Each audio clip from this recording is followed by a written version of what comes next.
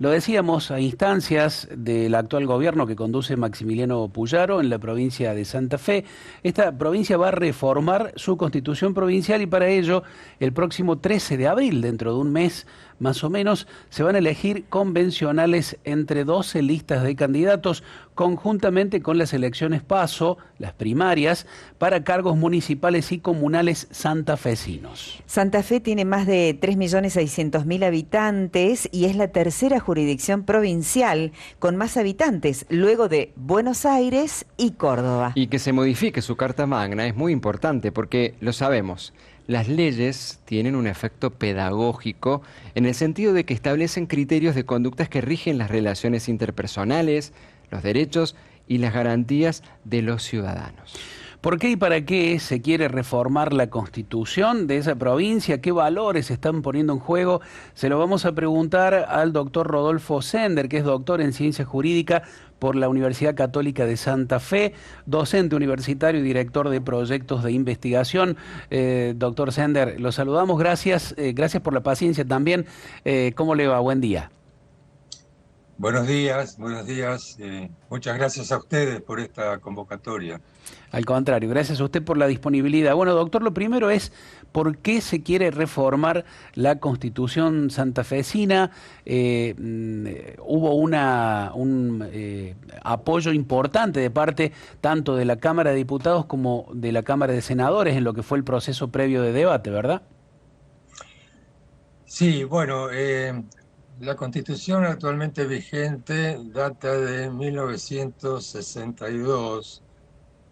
Es una buena constitución, pero bueno, convengamos que ha transcurrido bastante tiempo, nada menos que 63 años, y bueno, la realidad del mundo, la realidad del derecho en general, hace que en determinado momento las constituciones experimenten algún tipo de modificación, de reforma, de ayornamiento, digamos así, para responder justamente a exigencias de la hora actual. Entonces, en ese sentido, bueno, todo el espectro político santafesino estuvo de acuerdo en que ha llegado el momento, digamos, de modificar algunos aspectos, eh, algunos no tan fundamentales, pero otros sí. Y todo en orden a eh, hacer un poco realidad el tema de una constitución viva, ¿no? Es decir, una constitución que responda a las exigencias del momento. Doctor, antes de pasarle la posta a mis compañeros, a Cecilia y a Cristian, para que pregunten, me parece importante esta consulta, si el acuerdo y en realidad la ley que declara la necesidad de la reforma, ¿es un acuerdo abierto o es cerrado específico sobre algunos artículos de la Constitución? No, mire, en realidad es un acuerdo, yo diría que más bien abierto. Si bien hay algunas expresiones en la ley que declaran la necesidad de la reforma que podría dar lugar a alguna interpretación distinta, pero en mi opinión, lo que la ley dice, digamos, invita o exhorta a los convencionales constituyentes a modificar tales y cuales puntos o artículos y desliza alguna línea de acción, alguna directriz, algún camino a recorrer por parte de los convencionales. Esto es discutible, pero no encuentro en la ley ninguna imposición. O sea, está claro que el poder constituyente lo va a tener esta convención santafesina, que se va a elegir el 13 de abril. Así que en ese sentido, creo que digamos, uno estar tranquilo en el sentido de que no es que la ley acote demasiado el margen de maniobra de los constituyentes. Está claro que ellos son los que tienen la posibilidad de modificar esos artículos en alguna línea de acción trazada por la ley, pero apartarse de ella. O sea, ellos retienen el poder porque la soberanía es del pueblo, y la soberanía en este caso va a recaer en los convencionales. Por eso estimo que es muy importante que la ciudadanía tome conciencia de esto, tome conciencia de qué es lo que se va a votar el 13 de abril, porque yo lo que sí noto es cierto grado de desconocimiento en la población. Y acá se trata de algo muy importante, porque no se trata de modificar leyes, se trata de modificar la Constitución, que es la ley suprema. Entonces, en ese sentido, es muy, digamos, fundamental conocer el pensamiento de los candidatos para poder emitir un sufragio con cabal conocimiento y responsabilidad.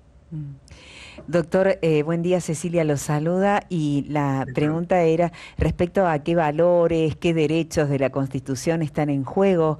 Pensaba en el derecho a la vida, por ejemplo, la ley del aborto, ¿qué se trata al respecto, por ejemplo, en este caso? Claro, mire, yo he señalado en alguna anterior oportunidad no menos de 10 o 12 aspectos que para mí, desde una óptica, de una determinada postura o cosmovisión cristiana, en este caso, la mía, estimo que deben respetarse. Por supuesto, en primer lugar, entiendo que la Constitución nueva deberá en forma expresa ser una defensa irrestricta del derecho a la vida humana desde la concepción. Esto no aparece siquiera en la Constitución Nacional.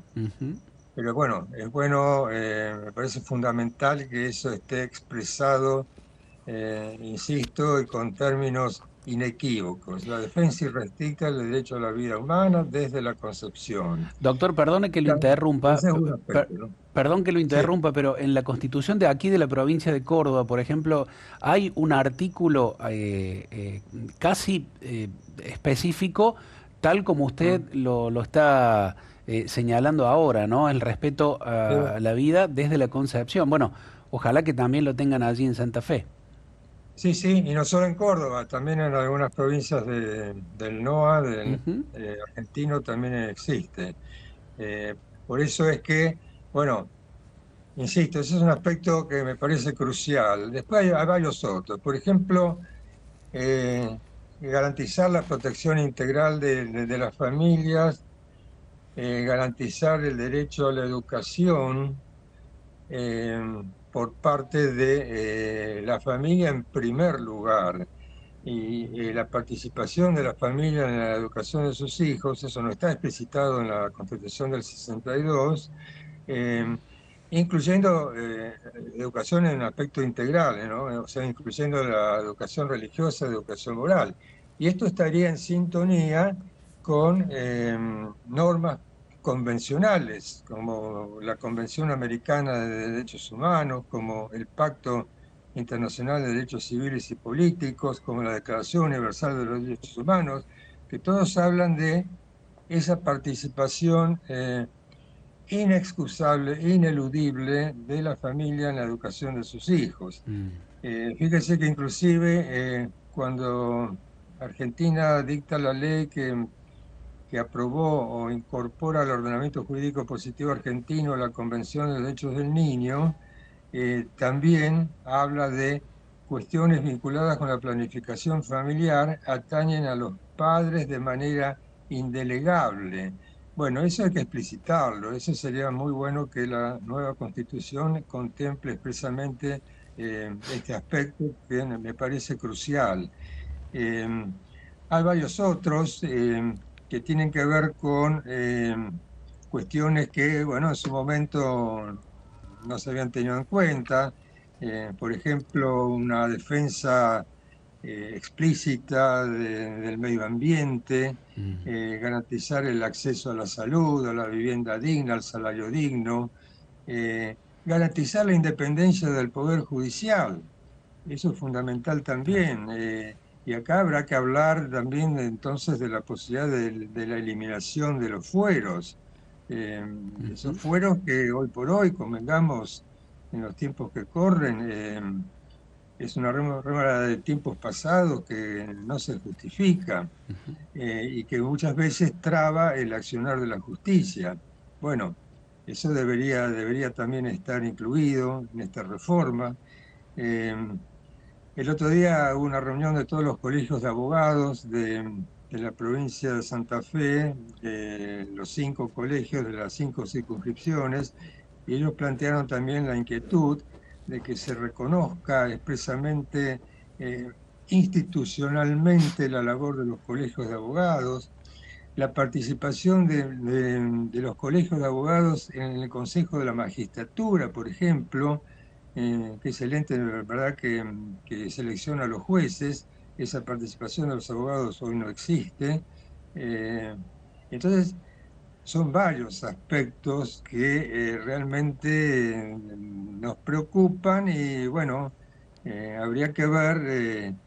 Hay otro, se me ocurre ahora otro, bueno, yo lo tenía explicitado, garantizar el derecho a la objeción de Mm, conciencia. Ujú.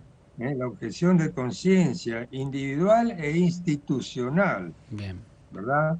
Que está también en jaque, digamos, y bueno, debería constar. Incorporar el tema del juicio por jurados, que ustedes lo tienen en Córdoba, bueno, ya Ujú. hay 13 provincias que tienen instaurado este sistema, sería bueno incorporarlo. Alguien podría decir, bueno, pero eso puede hacerse a través de leyes. Bueno, sí, no, depende. Pero no es lo mismo, no es lo mismo, por un elemental sentido de jerarquía y prelación de normas, no es lo mismo que esté incorporado en una ley a que esté incorporado en la Constitución. Claro. Una ley puede ser fácilmente derogada por otra ley en forma inmediata, Ujú. una Constitución no. Entonces, eh, pues yo he discutido un poco con algunos colegas, dice, bueno, eso puede salir por ley, pero no es lo mismo, no es lo mismo una ley que una constitución. La constitución no estamos hablando, porque tampoco se modifica una constitución todos los años. Claro. Entonces, Ujú. estamos pensando en una constitución que va a durar 20, 30, 40 años. Eh, y la ley siempre corre el riesgo de ser tachada de inconstitucional por los órganos jurisdiccionales pertinentes, cosa que no ocurriría con la Constitución provincial, salvo que colisione obviamente con la Constitución nacional. Pero bueno, creo que eso, o Ujú. con alguna convención, pero creo que eso habría que descartarlo. Doctor Rodolfo, ¿cómo le va? Buen día, Cristian le saluda. Hola, En torno a esto que nos viene compartiendo, ¿se conocen cuáles son las propuestas de los diferentes partidos que tienen o que podrían, que tendrían más posibilidad de recaudar votos?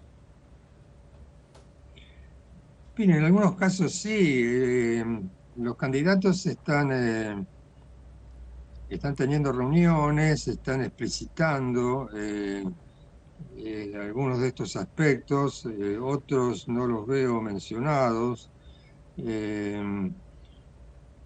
Depende, ¿no? Bueno, alguien podrá decir, todavía estamos a tiempo, pero digamos que yo no veo que en todos los casos se planteen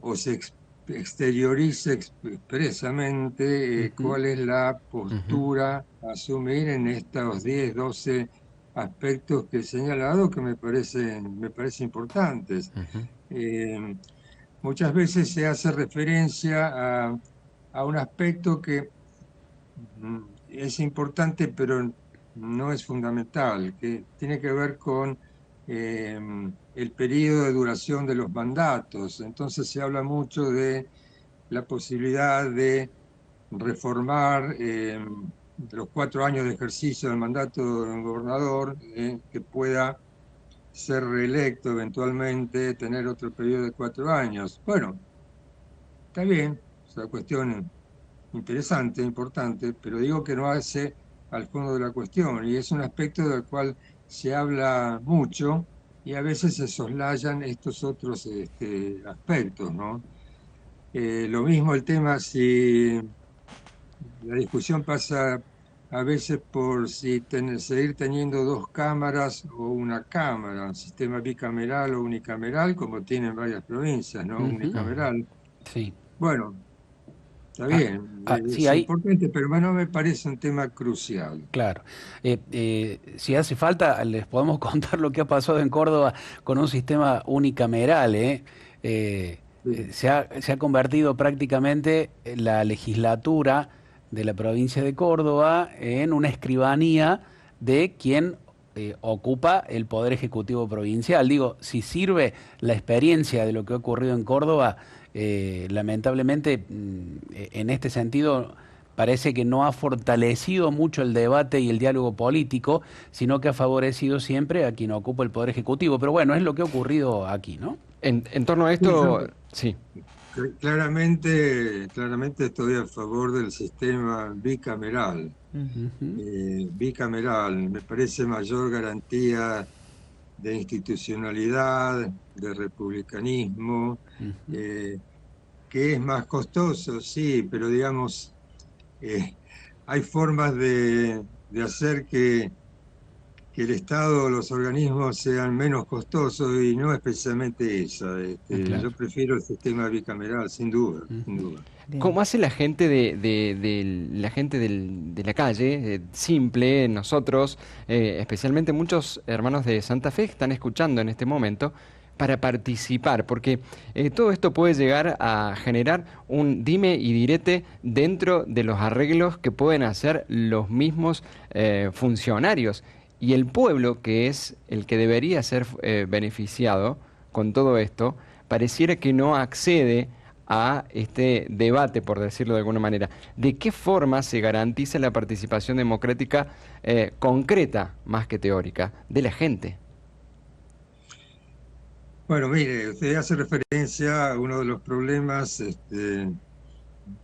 digamos, más álgidos de las democracias Ujú. actuales, por lo menos las democracias del mundo occidental, y es justamente esa.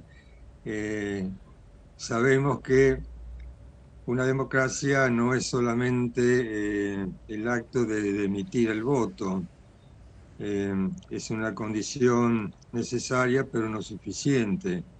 Una verdadera democracia implica participación en los actos de gobierno, implica transparencia, implica una movilización de la población, de las distintas ONGs. Eh, Hay algunas que yo integro y que justamente eh, han accedido a reuniones solicitadas por candidatos o han promovido esas reuniones para justamente conocer qué opinan los candidatos. Claro.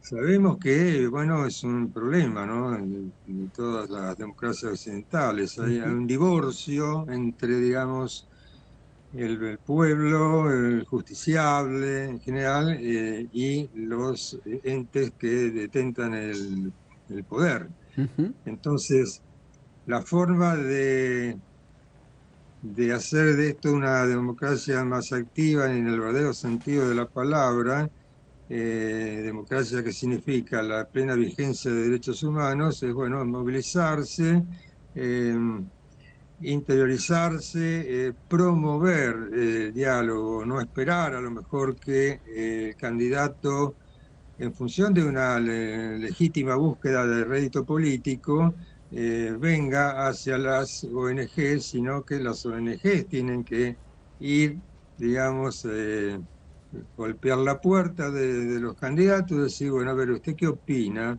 sobre tal o cual tema? Nos ha pasado tantas veces en nuestra historia, ¿no? Que la gente vota a gente en función de determinada ideología o línea política, pero no sabe exactamente qué es lo que piensan Claro. los representantes. Y bueno, y si hablamos de representantes, uno muchas veces piensa, bueno, ¿hasta qué punto fulano, sutano, mengano me representan. Claro. Sí, sí, ellos en realidad son mandatarios, yo le estoy dando un poder. Claro. Y yo necesito saber, tengo derecho a saber qué opinan, pero antes de ser electos, ¿no? Ujú.